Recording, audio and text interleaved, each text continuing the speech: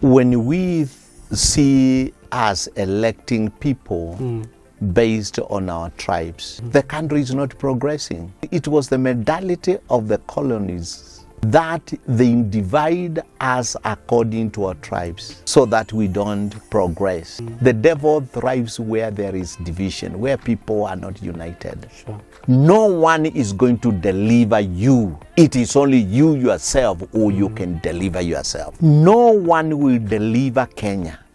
Politicians will never deliver Kenya. Okay. It is Kenyans whom actually we can deliver Kenya from corrupt leadership. Welcome to Tuesday. This is Whispers of the Spirit that comes to you every Tuesday from 7:30 p.m. all the way to 8:30. And we have been talking about amazing things here. Now, do you remember there's an episode we did here on servant leadership? And there were so many questions that came out and so many curious comments because, you know, these are conversations that most of us are not familiar with. When we hear leadership, we hear positions, we hear titles. But here comes a man that speaks from a point of a leader is a servant. And this brought a lot of questions. And today we are going to handle some of those questions. By grace of God, we can finish them. If not, we will forward the rest so that you can get a quick call to be given an answer out of this. So right about now, I want to introduce Daktari, who has been here before. Some of you have seen him, but for the sake of those who are joining us for the first time, let's have him introduce himself again. Karibu sana. Thank you so much, Derek, Yes. for having me back. It's a great joy to be here. My name is Peter Mulinge, and I am the founder and the pioneer of Africa Servant Leadership Development Institute, which we call it HASLEAD. And yes, it's an organization that I founded. For me, I say it is a calling that God actually put into me, and that I can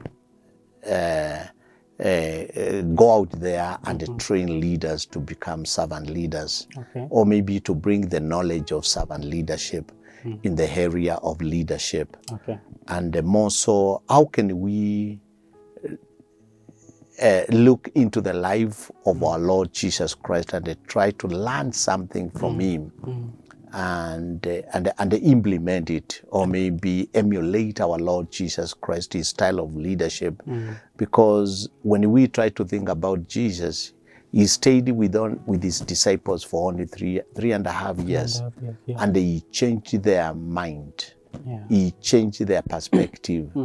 And he modeled leadership in them. Remember, they were living under authoritarian kind of a leadership. But Jesus kind of tweaked their mind to start seeing leadership from another perspective. So I think for me, I looked at it and I said, okay, this is a kind of a leadership that I would want to live the rest of my days teaching and bringing up and mentoring leaders, just to become servants, not to be only leaders. So yes, I'm the founder, and I'm also a college professor. Yes. Amazing. And we enjoyed the program and the conference that you had. Remember last time we were here, we were actually speaking about it. It happened. We enjoyed it. It's amazing. So be sure to check on the HASLEAD YouTube channel, the recap of really what happened. It was so amazing. So that next time you don't miss when these moments come out, so that you learn and you get empowered. Now, right about now, the first question I want to ask is, someone was asking this. So many spiritual leaders use fear to control people. You know, anytime you try to correct or to point or critique someone, especially in a spiritual position, they always come up with two statements: touch not the anointed. And the other part is, a son cannot correct a father. And some even threaten you with a curse. If you go this direction, you will regret. So is this kind of leadership, how is this different from the way you are saying, the way Jesus used to lead. Because again, there's a catch somewhere. Someone will say even Jesus cast a fig tree. Yeah, so should spiritual leaders use such statements, especially in their line of leadership? Thank you so much, and I really want to thank the audience for taking time to look into our website and also check and also see the events of the conference. And also I know there could be some people watching and they attended the conference. So I want to thank you so much for taking time to go to our YouTube, see what happened, and also finding time to come and attend the conference. Coming back to your question, when we hear the word fear, what comes into your mind? I think for me, what comes into my mind is insecure, or a sense of insecurity. Okay. Anyone who would threaten somebody suffers from insecurity. He is not sure of himself. Maybe he is not sure of himself. He is not confident about himself, and probably is not confident about his calling as a man of God. For example, me, I don't fear people criticizing me and telling me, oh, this. Even I've had some people say that this thing of your servant leadership is selfishness. It's all about you. But I'm not afraid about it because I know it is God who called me. So when we hear a spiritual leader trying to threaten people whom God has brought to him or to her to lead them, then we see a sense of insecure. That person is not secure. That person, even he doesn't know for sure that he has been called by God. Okay. And the other thing is a lack of exposure and a lack of knowledge. You know, one of the things I have realized in my life, that knowledge takes away a lot of ignorance. It takes a lot of stupidity. It takes a lot of foolishness. You know, when you get knowledge, you get to understand things. And when you get exposed to a wider knowledge, some of the things that you used to be afraid of, actually you see yourself, oh no, this is something that actually I should not scare me, or maybe should not threaten me. So I would say this, we hear a leader or a spiritual leader who is threatening others and also telling others, touch not the anointed. One, we see lack of knowledge, because he is applying that phrase, touch not the anointed one, from a different context, or maybe for self-defense. So I would want to say that it is lack of knowledge. It is also lack of spiritual maturity. It is also lack of confidence. These people, they are not confident about themselves. And maybe they are not sure about their calling. And they are afraid. They may be, this thing I got it by land or by chance, so I need to protect it. You need to guard it with everything you have. Yes, so and that's why they would use the threats. But actually, it's a sense of being insecure. So I would want to say that if you know you've not done anything to a person, and if you know you are playing your cards well, even if somebody threatens you, you shouldn't fear, because even there is this South African saying that says, the curse of a chicken will not get to the hawk. In other words, a curse without a source is not effective. Yes. And some curses, actually, they are not curses. They are witchcraft. They're witchcraft. You just need to denounce them. So leaders should bless more than curse. Yes, actually, we have been called to bless. A leader is called to bless other people, not to curse people. And then let me tell you, even they fail to understand, the people whom you are cursing, they don't belong to you, they are God's people. And that's why in our module number 6, we talk about stewardship. You get to understand that the people who come to church every Sunday, they don't belong to you. You don't have power to bring them. Had God not been involved to bring them, if the Spirit of God did not convict them to come to church, they wouldn't come. So it's like when we try to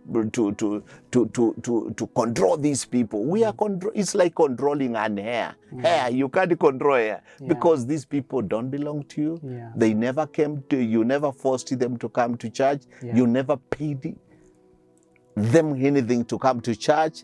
You have got no role to control them. Amazing. Wow, that's a whole eye opener. Now let's switch gear a bit. We have seen men and women of God flashing out cars, beautiful houses, beautiful homes, and everything, and people criticize them to mean that they are taking advantage of their position to extort money from believers. What is the problem of me having a good car, a good house, a good family, and yet I'm still a servant leader?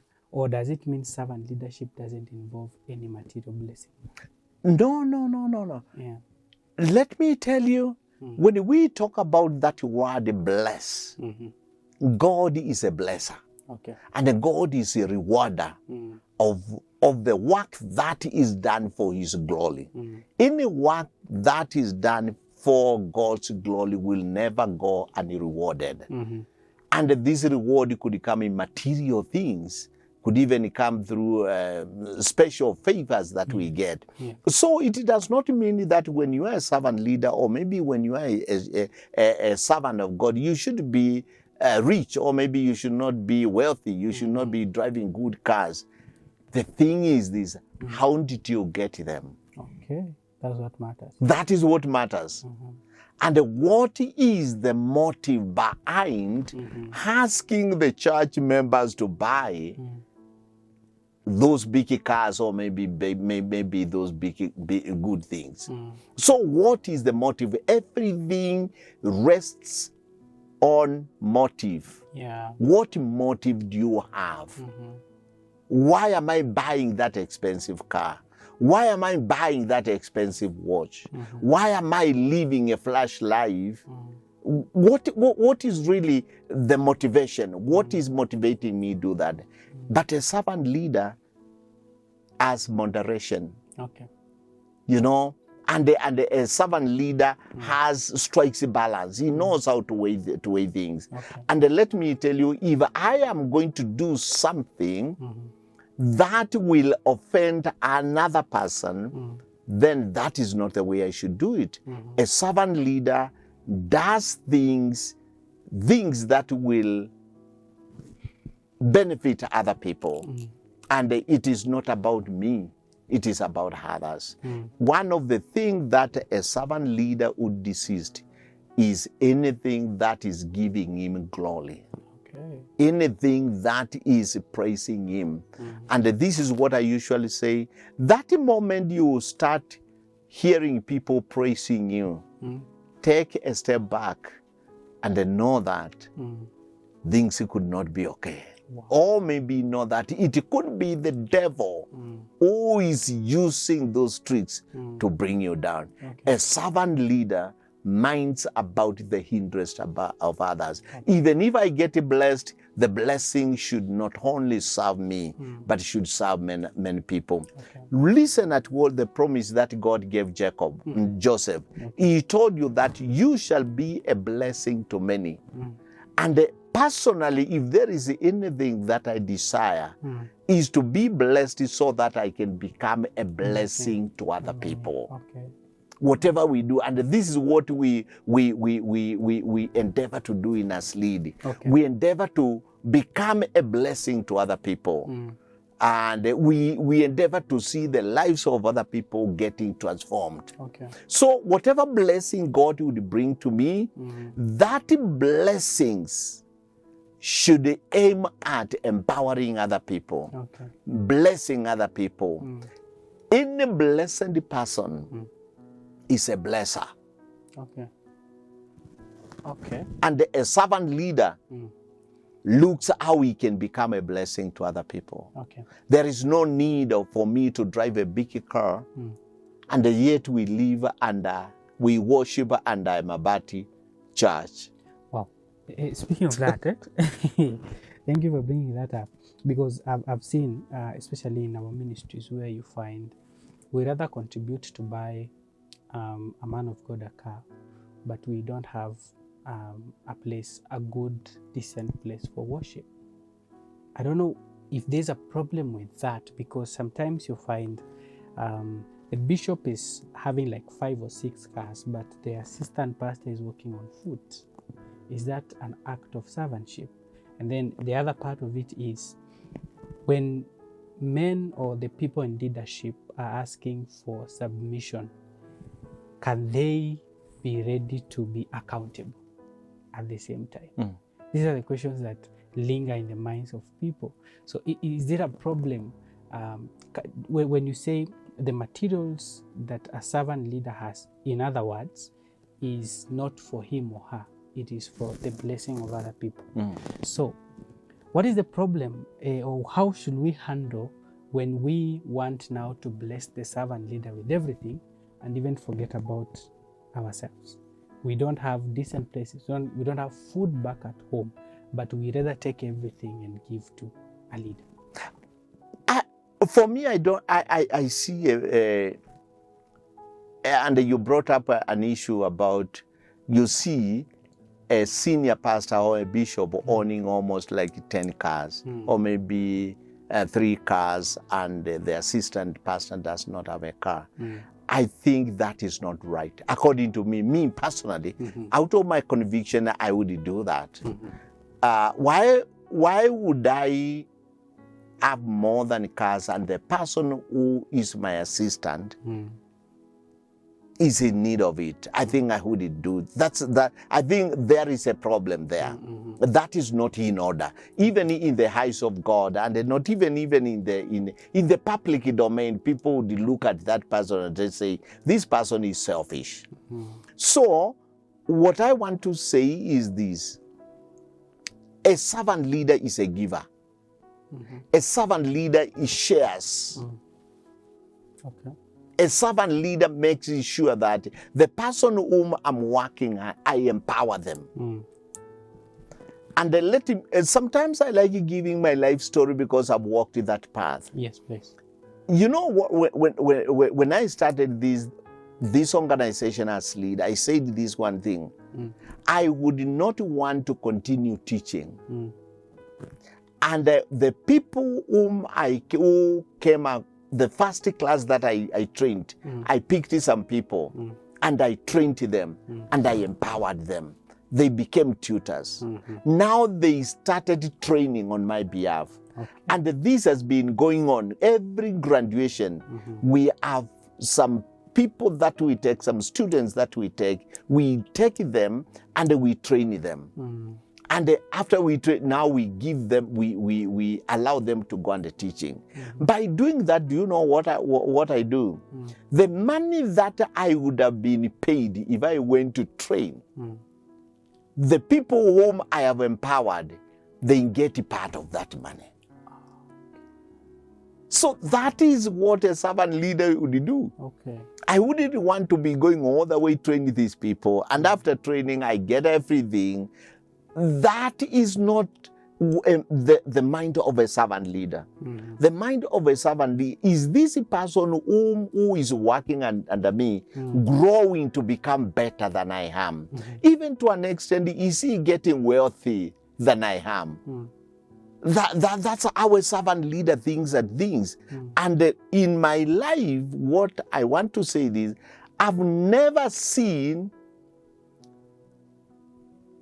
a person you know, sometimes we look at things from the material perspective. Yes. That's actually when we try to count about the blessings. We look only how many cars he has, how many suits he's wearing. That is the human perspective of looking at blessings. Okay. But when you look at it, let me tell you, I always say this, and this saying I was told by I learned it from from my uncle. My uncle told me this: there is no son will ever get richer than his father. That's what he told me. Okay. There is no son will ever get richer than his father. Okay. Because even the wealth that he has, the source of that wealth, it is the father. Okay. So, for example, I work with the tutors, and most of these tutors, they by God's grace, they manage to get many students because our tutors who come to train for us, we pay them as per the students that they have brought into the training. Okay. So you can find a tutor bringing almost like 100 students, and he will pay him per that. Let me tell you, no matter how much you will get, for me, I will never be threatened because I know he's thriving on the foundation that you have laid. I laid and on what I have given him. And I repeat, I go back to what I said. Some of these things we see, some senior pastors, they don't want to share things with their assistant, is a sense of insecurity and a selfishness. Wow. And a leader who is insecure will never prosper, will never go, will never last for a long time. A person who is selfish will never prosper. Okay. So the thing is, this is to ask yourself, and let me tell you, when we give to other people, when we help other people, when we become a blessing to other people, we get it back. My greatest joy is to see anyone who comes to us lead become better than I am. Wow. Okay. That is Jesus modeling. Do you remember telling the disciples, and you'll do greater things than this one I did? Yeah. So the mentality of a servant leader is to empower people to become more better even than himself, and to be able to do greater things than he has done. Okay. Think about a child that you take to school, and that teacher, would you want that child to keep on just operating the same level you operated? No, you want them to be better. You want them to be better. My desire, and what we teach in us lead, the people who work under you, make them to become better. Grow them up, invest in them. Wow. And that is what our Lord Jesus did. Wow. And that is what servant leadership is all about. Wow, amazing. You know, there's a saying that says a great leader is the one who leads great people under him, not the one who does great things and the rest are not doing anything. Well, that's amazing. So we're going to take a quick short break and then we come back. And we are going to switch gears now from church to governance, where we are right now. There's a lot of politics about tribe and kingpin and everything. We want to look at something on that, about servant leadership, and how do we elect leaders, not based on their tribe, but what do we need to look for to say now that is a servant leader. So after this short break, we are coming back. Remember, our number is 0714596888. Send your questions. We'll forward them to us lead and they will answer you directly, and God will bless you. See you after the short break.